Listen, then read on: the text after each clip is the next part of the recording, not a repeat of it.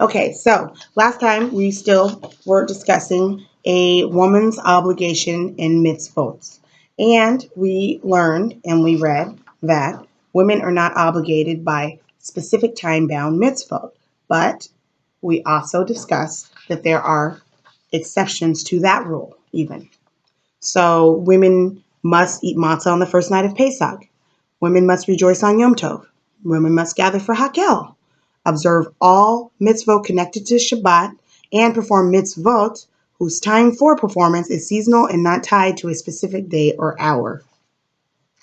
I left off at, for example, the Mishnah Bikurim 1-5 states that women are obligated to bring their first fruits to the Beis Hamikdash. Elsewhere in the Mishnah, we learn that this mitzvah may only be fulfilled between Shavuot and Hanukkah, which would make it appear to be a time-bound mitzvah.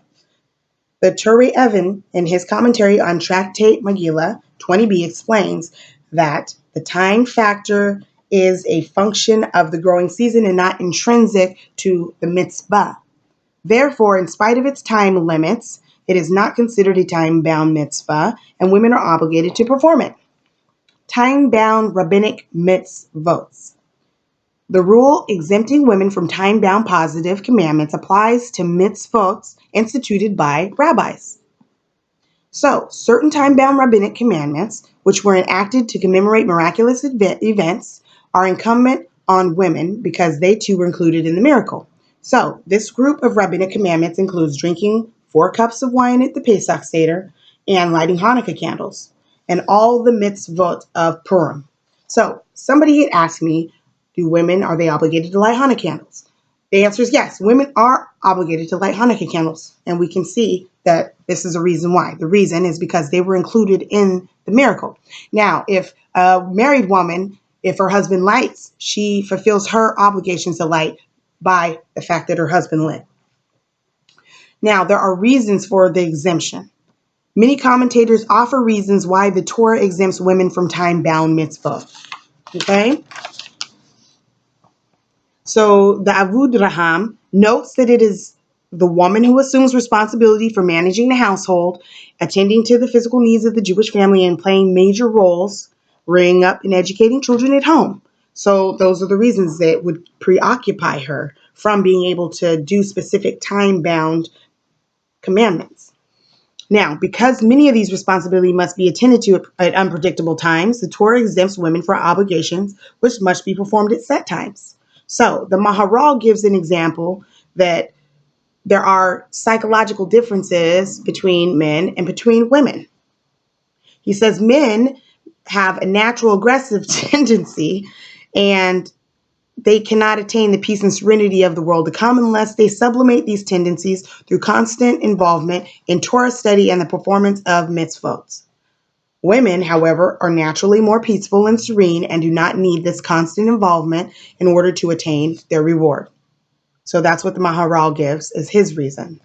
Rabbi Samson Raphael Hirsch explains his reasons, and he says that they have a constant interaction with society and a pursuit of livelihood, and that those things may cause them to forget the true goal of life. So, only with the help of regular reminders, which are the time-bound mitzvot, are they able to subordinate the attainment of physical comforts to the higher goal of divine service. Women whose primary roles are domestic are not subject to the lure of physical pursuits, and consequently do not need the regular reminders to develop sensitivity to spiritual values. So I really, I'm not going to say, oh, we're in the old-fashioned days, all women are in the house and they're doing all the domestic duties, because that's not 100% the case anymore. But that was just a general idea that women are nurturers, and so they do usually have more of a connection to the home. Now, there's voluntary fulfillment of mitzvahs. Women may fulfill any mitzvah from which they are halakhically exempt, except those specifically restricted to men. So, the woman is not obligated to do something, she can do it. But if it's only for the men, then she cannot do it. So, there are Ashkenazim and then there are Sephardic customs. So there's Ashkenazic women with their customs that they follow, and then there's Sephardic women with their customs. The Ashkenazi women follow the ruling of the Ramah, who permits the rest to permits the women to recite blessings over voluntary fulfillment of mitzvot. So let's say a woman is not obligated to do a mitzvah. She's not obligated, and she wants to do it. She doesn't have to recite a blessing over it. But if she was obligated, she is to recite a blessing over it, like washing the hands.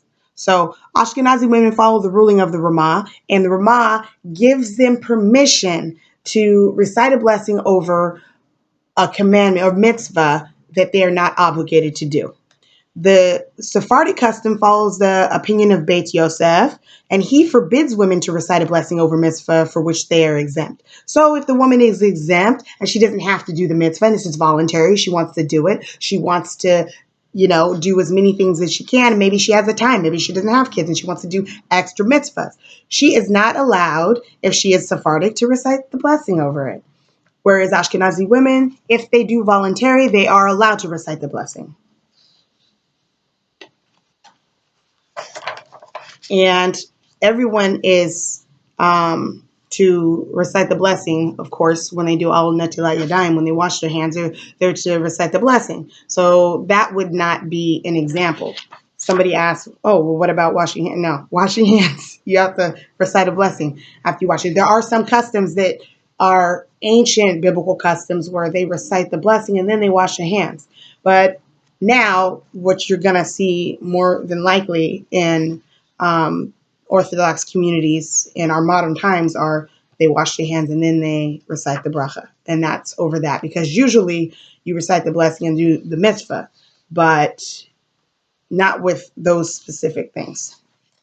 So we'll continue in a next video so that it doesn't get too long, and that we can go back and review and watch it, and it'll come to your memory, and that will cause you to have a more fluid cultural experience and a more fluid, halakhically sound livelihood.